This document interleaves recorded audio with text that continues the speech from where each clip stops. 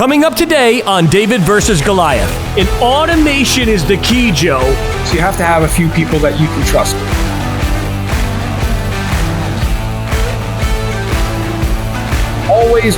Always be looking for ways to make the 80%. You're not good at drawing.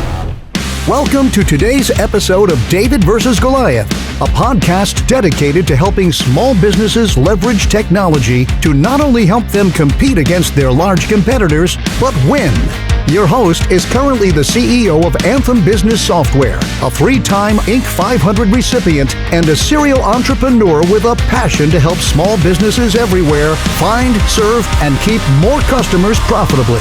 Please join me in welcoming your host, Adam DeGraide. Hey everyone, it's Adam DeGraide with David versus Goliath podcast. Welcome to another amazing episode. Today's episode is going to be with Joe Amaral. You will see my glasses on and off throughout this episode because as I'm getting older, I need to keep my glasses on and sometimes I take them off. Today's episode is brought to you by Anthem Software, where you can find, serve, and keep more customers profitably with their all-in-one software marketing consulting platform to help you find, serve, and keep more customers. Check it out. They provide CRM software, marketing services for small business, anthemsoftware.com. Today's episode is awesome, but before we get into it, make sure you visit davidvsgoliathpodcast.com. There you can subscribe and apply to be on the podcast. We have awesome interviews coming up from the applications. Don't be shy. It's going to be great. Anyway, with no further ado, let's get right to today's episode with my glasses off to start. Here it is with Joe Amaral. Joe, welcome to the David versus Goliath podcast. Thank you so much for having me. Are you kidding me? I've been so excited to have this interview for so long. I kind of wanted to start with it, but I figured it'd be a little bit too self-indulgent having the COO of the corporate sponsor on David versus Goliath kick it off. So I figured I'd wait a few months, get a bunch of interviews in the can. And Joe and I have been business partners for years for the watchers and the listeners. Joe and I met because Joe was dating the sister of my wife at the time. Joe ended up becoming the husband to that sister. We became brother-in-laws. And over the year, we became great friends. And, things didn't work out with the wives, but we kept each other. And here we are. Here we are having a great time building businesses together. I brought Joe into my very first business. Not the very first business, but his first business with me years ago. It was a company called Squid Insurance Marketing, which was a subdivision of Astonish Results at the time. And basically what was happening for the watchers and listeners was we had so many leads coming into the big mothership that we couldn't handle them all. And there were smaller agencies, Joe, as you know at the time, that we couldn't really help because Astonish was too expensive. So we brought Joe in to run a division where he could take those smaller agencies, offer a more affordable program. And what happened for the watchers and listeners is as the company kept growing, Squid became one of our most successfully run divisions of the business. And in some cases was even more profitable than the big ship at the end. And it was fascinating. And Joe, you did a great job. And so for the listeners and the watchers, tell them a little bit about your journey of how you ended up joining us at Squid. And, because I think a lot of people, when they talk to you, Joe is the COO currently of Anthem Software, which means that he basically runs the company. He's one of the smartest digital IQs I've ever worked with. But you kind of self-taught yourself this stuff as time went on. And I think people would love to hear where you were, really quickly through your work to Squid, to where you are now, and then we'll go from there. Well, I think some of it starts off with and I know I've probably mentioned this to you a number of times over the years, stubbornness is a virtue. So I've got a very inquisitive mind. I like a lot of different things. My interest is piqued, tends to be towards more the analytical and history side of the world. But either way, I'm very inquisitive and I like to learn, and I'm not afraid to put my hands in something and figure it out. So I would say I started that journey from an employment perspective in the Navy. I mean, everyone's done odd jobs when they were a kid. I caddied. You would appreciate this. I was, and I was a caddy for a number of years. I had no idea that you were a caddy for a few years. You probably have told me at some point over a couple of beers, but I forgot. Yeah. You probably don't mention it all that much, but that was probably, cutting grass in the neighborhood was probably my first, employment gig at maybe 9 or 10 years old, cutting neighbors' lawns.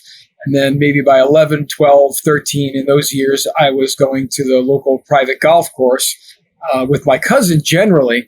We'd walk up there and usually either do one or two, do an early morning and afternoon and did caddy for a while. And then obviously after that. So, I've been working all my life. I come from an immigrant family. And so work ethic is a very, very important thing in our family. And so always encourage us to go out and work, figure it out, make money.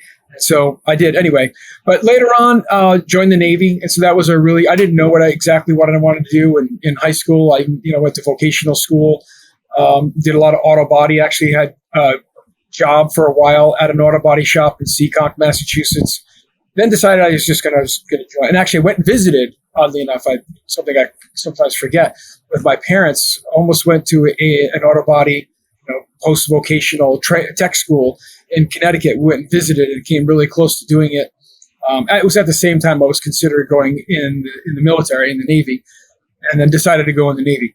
Just really didn't know exactly what I wanted to do, probably like many young men and women, sure, at that time.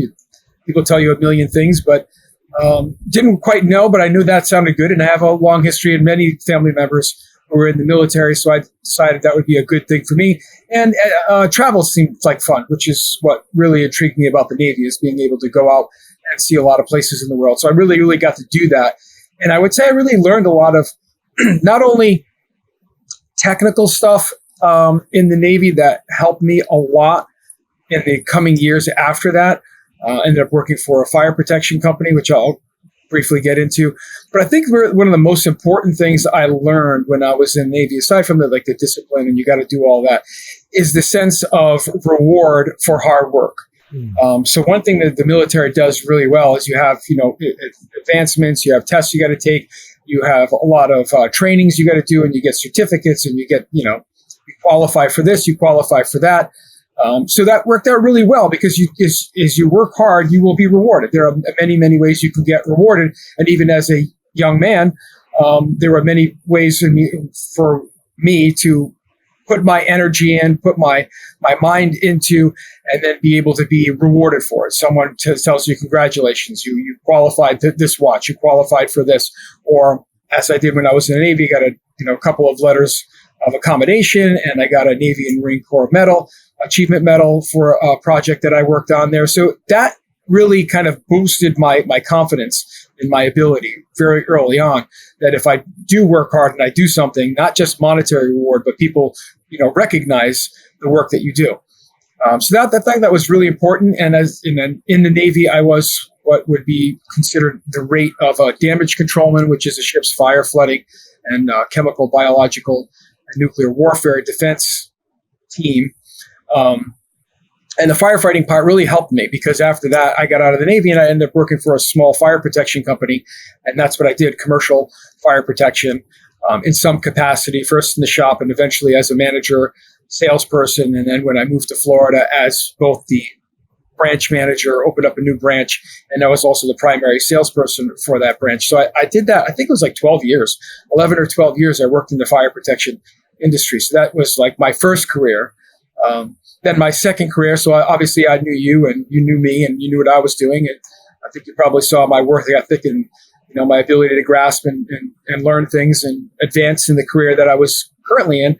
And you were like, well, you're probably a good person to manage this new division that we have set up. And I'm like, well, I know nothing about digital marketing. Yeah, you absolutely knew zero zip nada.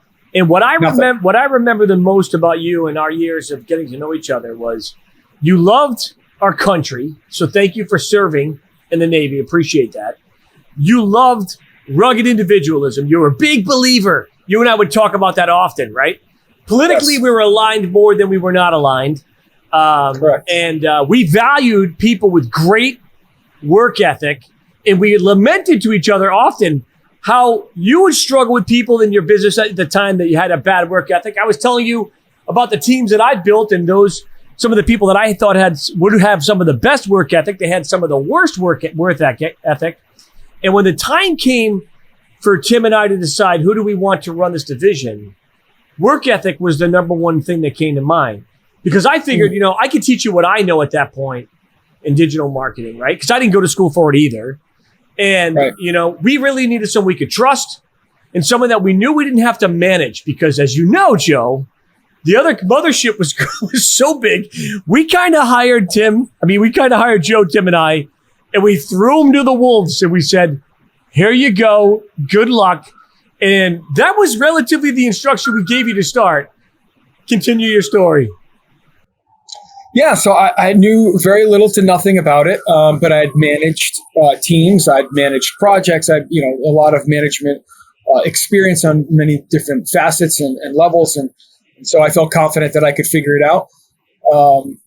Did sales, so I'd done sales, obviously, as I mentioned, the fire protection division. I know this is a different type of sale, but it was sales nonetheless. It's really about selling value and getting people, fired up, committed, and understanding the value proposition you're giving them. So sales, to me, is just not that much different once you figure out what the components are that someone's trying to solve for. You can tailor your presentation or tailor your talk track to them based on what you're trying to solve for them. So anyway, that was a big component especially on the front end of what we were trying to do. We had to manage putting together a new business and sell it. So along the way, I kind of learned and did a lot of homework and research about it. It made sense. A lot of it is somewhat technical, and so it's easy to figure out. It's not like trying to create something beautiful, of which I'm not good at. Not good at drawing. I'm not good at particularly writing. I'm not. You're not good at drawing. The one thing, by the way, clients of Joe in the past and also in the future and present, don't ask Joe his opinion on whether it looks good or not. Because he doesn't care, number one, and it's not his gift. Not my gift. Aesthetics is really not my gift. So obviously then I formed a team, got some people together who did have some of those skills, and I learned as much from them as they probably learned from me, especially early on in Squid, because brought a bunch of people on that had some experience in digital marketing that I did not have. Learned a lot from some of the team members over at Astonish.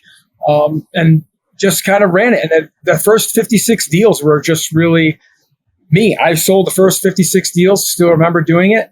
And it was all dead leads and eventually even some new leads. And then we finally hired someone to do sales on a full-time basis. But originally it was me and a few people building websites, doing SEO, social media, doing all that stuff. And I was also doing sales and follow-up at the time. Amazing. But it was really great. It was really great, really rewarding.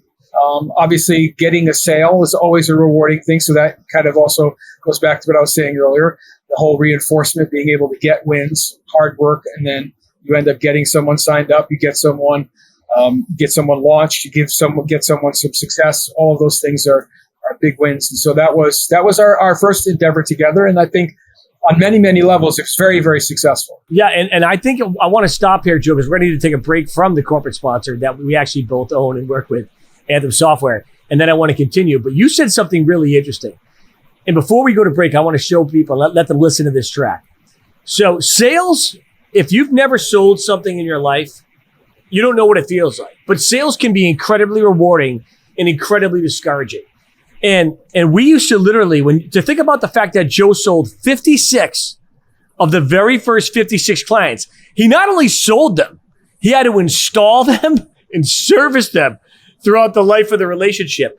And at Astonish, and previous to that, I've always called it a critical hit. And one of the things I love about critical hit is it's a saying from the game Dungeons and Dragons. It's when you roll a 20, you get a critical hit. And we actually used to pass around this song. I'm going to play 30 seconds of it. Here's the chorus of Critical Hit by No More Kings, which is what you got to play if you get a sale. Here it is. That's what fables are made of. Everybody sing, oh yeah, critical hit. My main man, double damage with it. Everybody sing, oh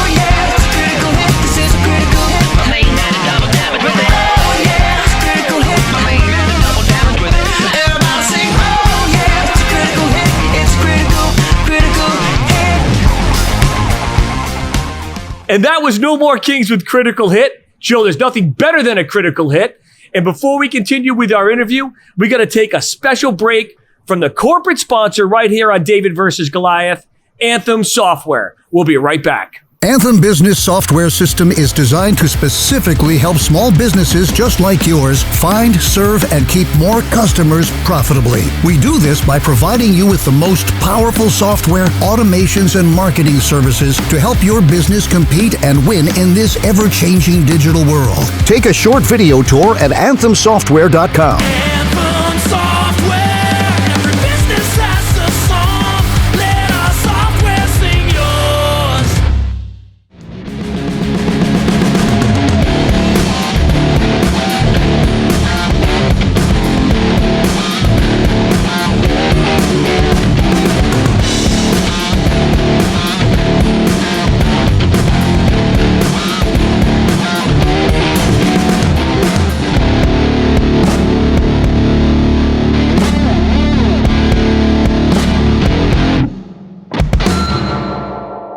And we're back with Joe Amaral, the extraordinaire COO, fire extinguisher, fire suppression specialist, chemical warfare Navy person, guy who's taught himself how to run a business out of nowhere. And he was just telling us about Squid and the fact that he closed 56 of the first 56 deals, installed them as well too, Joe. And so I want to continue with your story because it's fascinating. Keep going. Yeah, and so not to like belabor the point, but learned a lot about it along the way, and I think that served very well, obviously, to our next business. If you just want to jump in there, so I mean, obviously, we successfully exited that business. That eventually Squid was rolled into Astonish. Just to finish that story, I guess out when we got private equity investment, and then eventually a couple of years later, they took over the whole company, and we walked away. We all slowly, one by one, left that company to someone else's capable hands and went on to start Crystal Clear Digital Marketing. And that was December of 2013. But leading to that, I remember, sitting, you and I and Crystal building basically the same thing we did with Anthem, but sitting in your living room and at Park Royal and building our Crystal Clear website. Remember that? It wasn't that good, but it wasn't that bad. Yeah, you and I wasn't that good, but it wasn't that bad. Yeah, you and I built the very first website because we decided we were going to go for it, and we decided we were going to go tackle another industry. We didn't have any clients. We didn't know if it was going to work, but we had a business plan. We had an idea, and most importantly, we had work ethic, and we got to work. Yeah, I do remember that, Joe. It was fun. And first couple months, we just got together ad hoc. That was probably like September, October, November. A number of times we got together and put together our budget, put together projections for the next number of years, what we were going to offer. We put together all of that, and in December started Crystal Clear Digital Marketing, which was, as I'm sure if anyone's heard any previous episodes, was geared towards the aesthetics medicine business, digital marketing and software. And for the next 7 years, I hunkered down and put my head to the grindstone and worked hard, and we built up a great business together that served, I don't even know. I mean, over the years we signed up. It was well over 800 providers at the end. It was at the end we were 800 providers, but I mean over the years we probably you used to have a sign. And so Joe was the COO of Crystal Clear as well, by the way. So it's funny. You think about his whole career from being a caddy, you're putting out fires on the golf course. You go to the Navy, you put out fires on ships and around the world. You go to Squid, you're starting fires, you're putting fires out. You go to Crystal Clear, same exact thing. You have a T-shirt. Do you remember what your T-shirt says? The one that I'm talking about? Yeah, it actually said it was general manager. So being a general manager is kind of like being riding a bike, except the bike's on fire, you're on fire, and something like you're in hell or something like that. That was basically what it is. Yeah, the bike's on fire, you're on fire, and you're actually in hell. Yeah, something to that effect. Yeah, it was. Yeah. It's amazing. So being the CEO is nice because that's what I've been, Joe, as you know. I can have a lot of the good times. That doesn't mean I don't deal with the problems as well too. but most of the problems fall on your head. And that is a challenge. There's no doubt about it. What was the biggest challenge for you at Crystal Clear as far as because you were started as general manager and then you transitioned as time went on to chief operating officer, building that staff, training that staff, getting the help you need, automating those processes. I think people would be fascinated as to, what you tried to do, how often you met with your team, what did you guys work on as far as processes are concerned? Because when you're dealing with 800 plus providers and thousands of tasks that have to be managed, right? And then you got a fire burning here. You have, maniac boy over here screaming at you on this side. You got another maniac guy over there screaming at you. How did you put it all together and how did you try to create processes in that business? Well, I think one of the more important things before getting to that is you kind of have to build trust, as you know, with a certain key important employees. I think that's a really, really important thing is you have to early on carve out a few of your employees that you believe have the potential and the gift and the dedication to really be, invested emotionally and invested in the business. So you have to have a few people that you can trust because you without that, you're going to, really burn yourself out. So you have to kind of find who those people are going to be and work really well with them. I think another thing that I like to do is I like to be involved in a lot. I mean, I've learned over the years to be better at letting go of certain things, but I also still like to be very much involved. So I do, I don't like hide out in the closet or hide out in the room in the corner and, don't talk to everyone. So a lot of the conversations and the check-ins and finding out the pulse and the beat of what's going on in the business really comes from a lot of micro conversations that you end up having, right? But most teams weekly, but I think a lot of figuring out, because you can't have a meeting every day. You need to understand every day what's going on. You need to understand how not only your key employees are feeling, but as things pop up. And as you know, we would have over 2,000 tickets a month, just tickets, never mind phone calls that would come through our help desk every single month. So that's a high volume. And to try to figure out which are the ones that need my attention, versus which ones can be solved by someone either at the managerial level or even below them, is quite a task. So there's got to be a lot of things. Obviously, having our help desk was really good, although there were a lot of tickets still in the weeds there that could be kind of classified. And so you have to try to figure that out. So a lot of that comes from those micro conversations. You go around and you kind of just get a beat on it. And you ask some questions and someone says, this client's in need of attention here. They're requesting this. They don't understand that.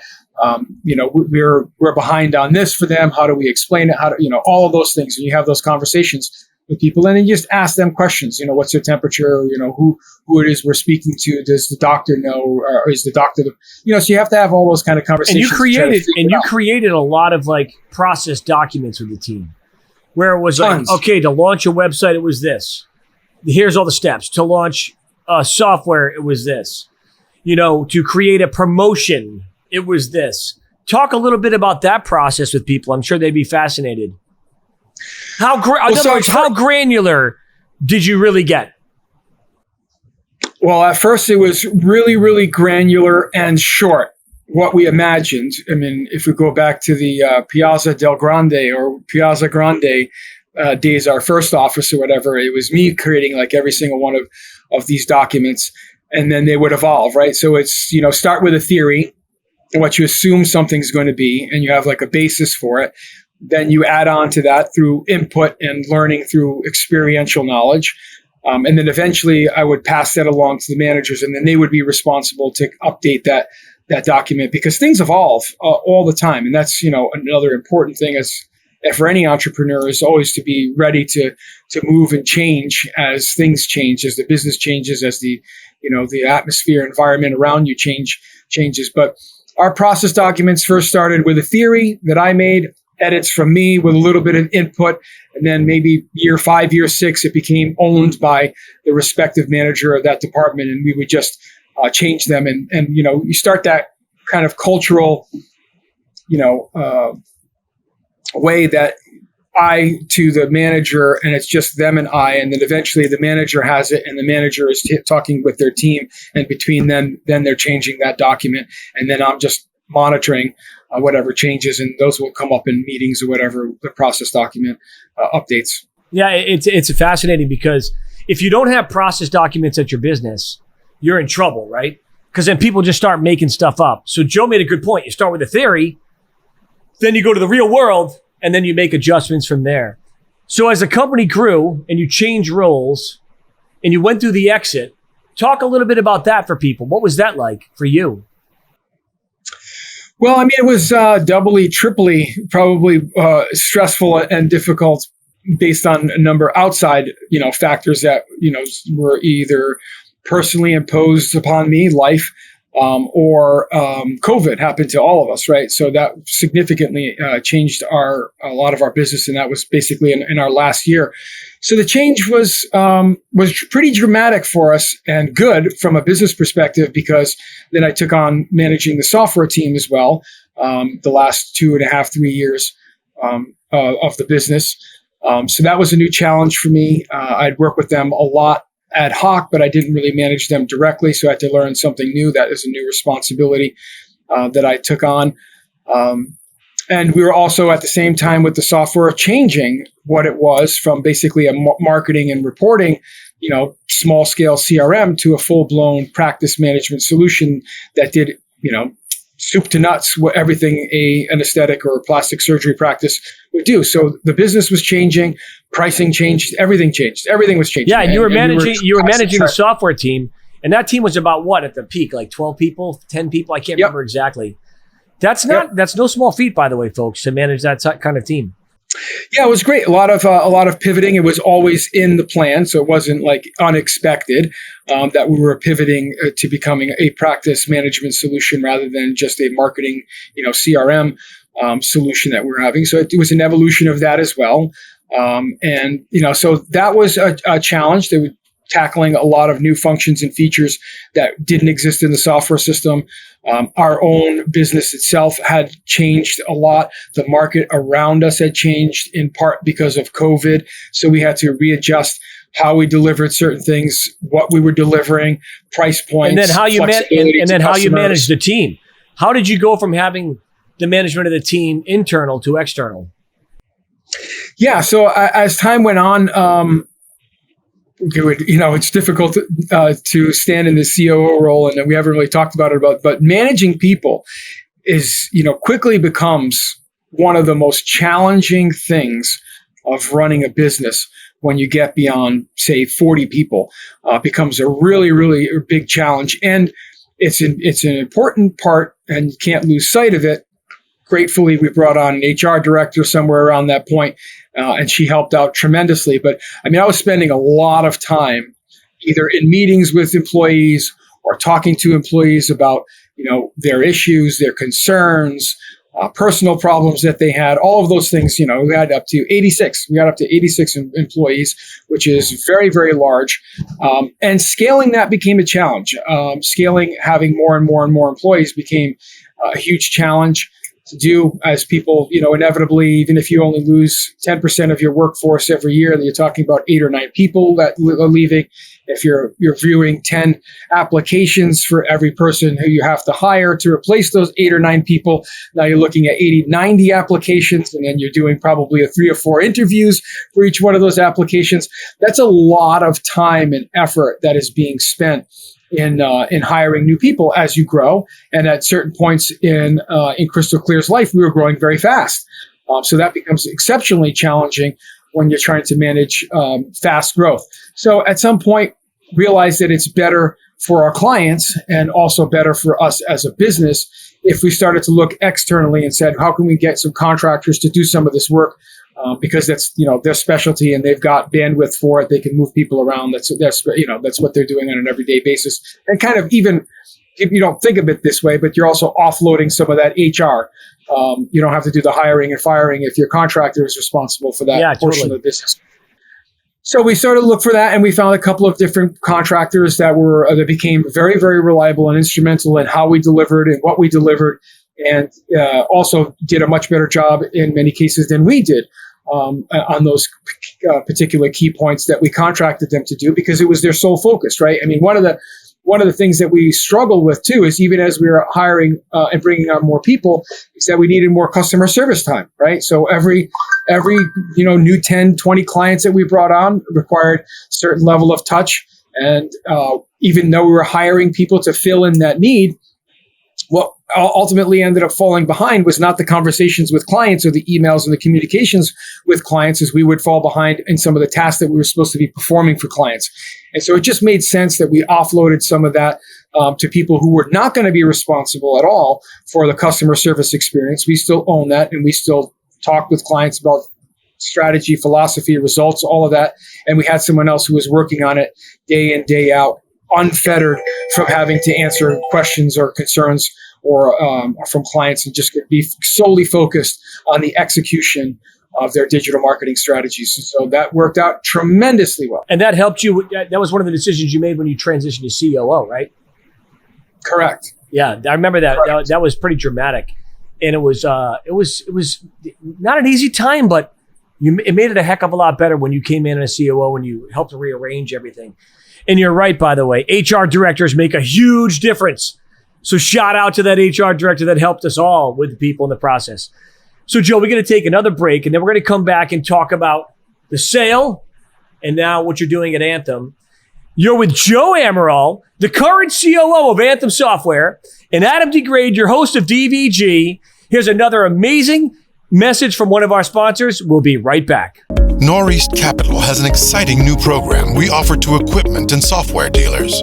It provides you the appearance of a private label captive financing program. We call it Our Financial Services. Using Our Financial Services, you can offer your customers your own financing program, including industry-specific payment calculators and unique payment options. Northeast Capital administers a private label program tailored to you and your customers' needs. Learn how we can help you reduce receivables and qualify for your own private label finance program.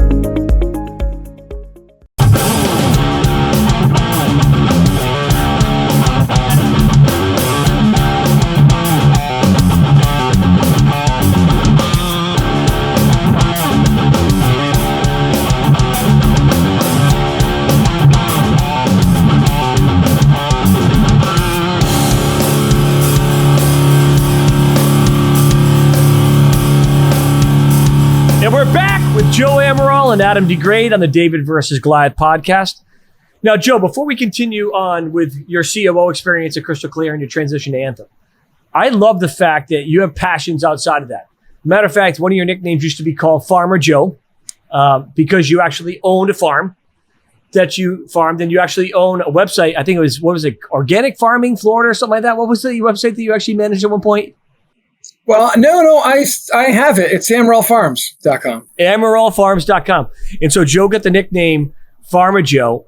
Joe, what I love about Joe too is he has a zest for living and a zest for travel. And you love to travel. You love family. You love friends. You love those things. The things that make the world a beautiful place. Tell the folks a little bit about your farming, your passion for it, and then tell the folks a little bit about your travel, because you've been to places I haven't been, especially in the Navy. And I'd love to hear a little bit about that, and even some of your recent trips, in 2 or 3 minutes or less. Right. So, I mean, I think my love for gardening generally I may even come, beyond my parents, but obviously growing up, we would always have some kind of garden, whether it be fruit trees or vegetables, a combination of both, always going on at the house. And my grandfather was also a farmer. He had a fairly large farm on San Miguel in the Azores, and he had that for many, many years until his children grew up. And he imagined, brief story on it, because I think it tells a little bit about the character of my grandfather, my father's father. And he imagined he had, his sons would probably take over or help him with it. My dad always tells me the story when he was younger and became a teenager. His grandfather, his father, asked him if he wanted to get in, and be a farmer. And my dad said, "No, I don't really want to do that, Dad." And his other sons didn't want to do it either. So what he ended up doing is he ended up selling it off or leasing off the land, really. He leased the land to someone else to farm, and he moved his family to the city because his kids didn't want to live and be in that environment to farm. That was not what their passion was going to be in life. And he decided, even though he had been doing it all of his life, that he would do something that his family wanted to do. And so he kind of left that and went to the city and bought a hotel, bed and breakfast or whatever, and did that instead and just leased his land to other people to farm. I thought that was pretty interesting. So I've always kind of had that, I think, in my family, and I've always enjoyed it. Growing vegetables, again, it's a very rewarding thing. Did you have like llamas and stuff like that too? Not llamas, but sheep, chickens. Up to one point, I had 100 chickens, had rabbits, had a donkey, had guinea fowl, ducks, and a bunch of like fruit trees in a pretty large garden. It was about 2,400 square foot garden that I put. I remember you used to bring Crystal and I. And by the way, guys, I had to throw my glasses on it. I see so much better with them. I keep squinting at the screen trying to get to see Joe. You used to bring me these eggs, and you used to tell me, you used to educate me about how eggs, by the time they get to the market, they're so old. And so very few people actually don't even have like really fresh eggs, even though they say they're fresh. I guess they're relatively fresh. But you said these last for whatever. And some of the best eggs I ever had were the Amaral farm eggs. I used to make up the omelets with them and the cheese and the ham, and it was awesome. And you used to make all these breads. You used to make this nut bread, I think, at one point. Yep. So I've always liked that. It's always been a passion. It's a really, rewarding thing to do. I like to be outside, so it kind of combines a little bit of exercise, fresh air, and then something that's really rewarding because obviously with vegetables, you take care of them, you plant them, you take care of them, and then 90 to 120 days later, you add something from it, and it's really cool. It's really fun. What was the other thing that you asked? Oh, about your travel. So you traveled a lot in the Navy. You traveled a ton in the Navy. Where were you stationed again? You told me a few of these places. I was stationed in San Diego, 32nd Street in San Diego. I've been there. That's a tough place to live, San Diego. The weather's not that great. The women aren't that pretty. Exactly. It's so not true. It was a nice spot, and so for people who are not familiar with the military, you go on what are called in the Navy. You go on deployments, and you're usually away for 6 months. And it's Westpac, or I forget what they call it on the Atlantic coast when you go away. But on the Pacific coast, they call it a Westpac, Western Pacific deployment. And I got to go on 2 of those. So during 1994 and 1997 were my 2 Western Pacific deployments. And they would always have a very familiar track that you'd go. It'd be, you start in Hawaii. That would be your first port stop, would be in Hawaii. That you typically would go up to Japan, down the coast there in Asia, to China, Indonesia, and a number of different places to the Middle East. And then you come back out, stop in Australia, back to Hawaii, and then back. So, I got to go to, not the same places every single time, but, Malaysia, Indonesia along the way, Australia, Oman, Dubai, Japan, China, got to go. Interesting story about China. One of the most interesting stories I had when I was in the military about China, because Macau is a gambling mecca. It's now the largest gambling place in the world is in Macau, and that's in China. But when I went there, and I didn't know this at the time, when I went to China, I think it was the first time in 1994, we went to Macau, and it wasn't as big as it is now, obviously, back then. But you could see a lot of construction going on there. And I went to a bar, an Irish bar, with a few buddies to go grab a beer. And there were a couple of Chinese people sitting next to us. And I looked at my friend and I said, I understand what these guys are saying. I said, how the heck can you understand what these people are saying? I said, I think they're speaking Portuguese. Oh, interesting. So Macau was a Portuguese colony for a very, very, very long time. And a lot of people there still speak Portuguese. So I looked over them and I started to speak to them in Portuguese. And that's how they explained to me that Macau was a Portuguese colony. Up until that point in my life, I hadn't known that. Yeah, I had no idea. I had no idea. And I noticed that Macau hasn't been locked down, has it? Like, not like Shanghai. Shanghai, those poor people, dude, shut down like freaking slaves. Macau hasn't shut down. far as I know. Yeah, I don't know how really. I really haven't kept up with the news in China, what they're doing, but I did hear about the Shanghai shutdown. But so I got to do a lot of traveling there, and then since some international travel to Costa Rica, Puerto Rico. I mean, I love. Where's your favorite place? You've been to so many places. Where's like your favorite place you've ever been, and that you look forward to going back again? I think one of the most tranquil places I've ever been in my entire life is Costa Rica.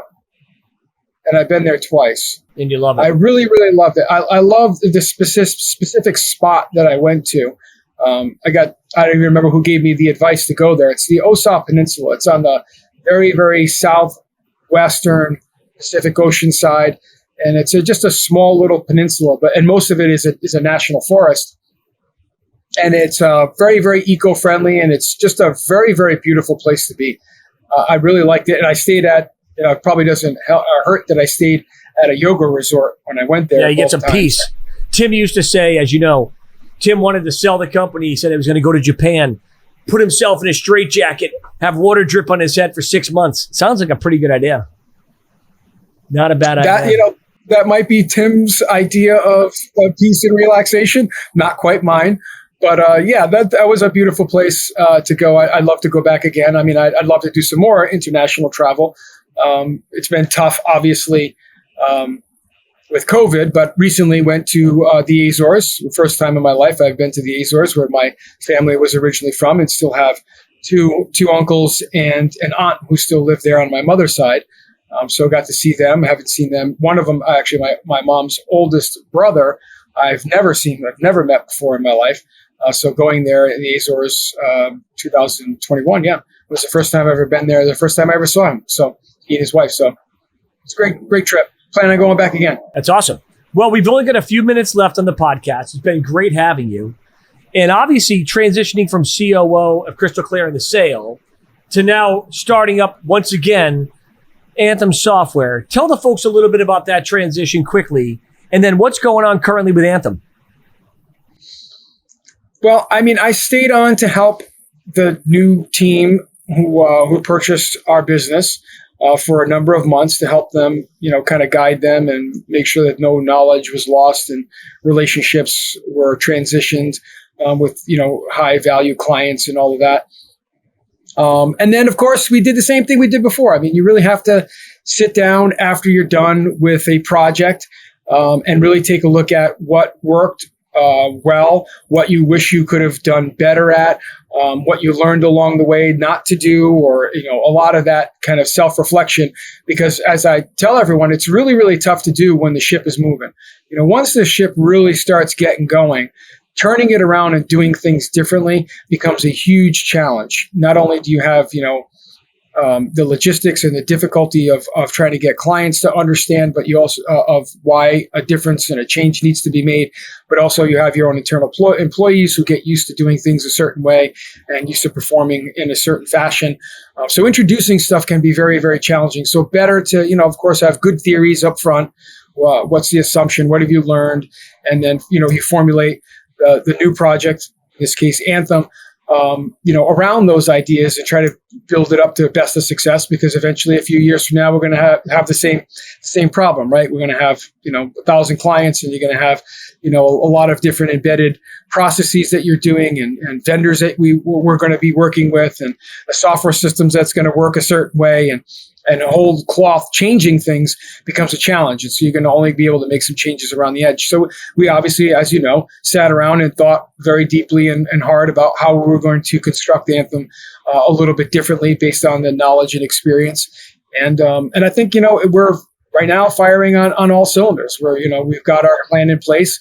We're going through all the motions and the exercises and learning, putting our theories to use, putting our theories to the test, and learning what's working and making small tweaks along the way. But I think, so far, so good. We're doing really well, really confident in what we imagined, where we imagined we were going to be, and in what we imagined we were going to do, and feeling very, very comfortable about the progress of all of that. And automation is the key, Joe. You got to automate things you can automate, do the things you have to do manually, and then try to figure out how to automate them. Joe, what final advice would you give to somebody right now who's trying to automate things in their business or they're struggling with processes, give them 30 seconds, 60 seconds of advice. Yeah, I mean, I think something that everyone's familiar with is the 80-20 rule, right? And most of life is operated around the 80-20 rule. Of course, it's a loose thing, but the idea is that 20% of all the value, or most of the value, 80% of the value happens on the 20% and vice versa, right? There's a lot of block and tackling things that need to be done in any business or any process, but most of the value is done at the very, very end. And so the more you can focus your time and energy on how that 20% is going to be fulfilled, the better off you're going to be. And looking for everything else, whether it be hiring outside or if you can automate it through a software system or some kind of process that you can create to tackle the 80%, the better off you're going to be, because you tend to spend a lot more time on the 80% because it tends to maybe sometimes be a lot more tedious kind of work that needs to be done. But you spend up less time on that last 20%, which is where all the value is. And so try to always, always, always be looking for ways to make the 80%. Like, figure about a car. The last, the chrome bumper you're going to put on it, the little emblem you're going to put on it, the paint color you're going to put on it, the little flare and everything you're going to put on a car, right, ends up being the thing that people tend to themselves visually value the most, or the things, if you think of a BMW or a Mercedes or some high quality car, the last pieces that they put in it, the seat coverings, the leather, the way they construct the odometers and everything like that, then ends up being the wow factor that everyone buys the car for, right, is really for that. But that's such a small part of the car, right? So it's kind of that idea is how can you make as streamlined, quick, automated as possible, or hire outside to do that 80% so you can focus more of your time and energy and resources on that last 20, which has the majority of the value. Amazing advice from Joe Amaral. Joe Amaral from Anthem Software, the COO. As you can tell, folks, I'm the guy with the vibrant personality and the bloviation. Joe is much more cerebral. He's much more articulate. He's much more focused and organized. That's why we make great partners. Yes. I might be considered the 20% of the chrome on the company, but 80% is Joe. Joe, thank you so much for joining us on David versus Goliath. Thank you so much for watching another amazing episode of DVG, where you get education, inspiration, and most importantly, activation. I'm your host, Adam DeGraide. I'll see you next week. Have a fantastic day.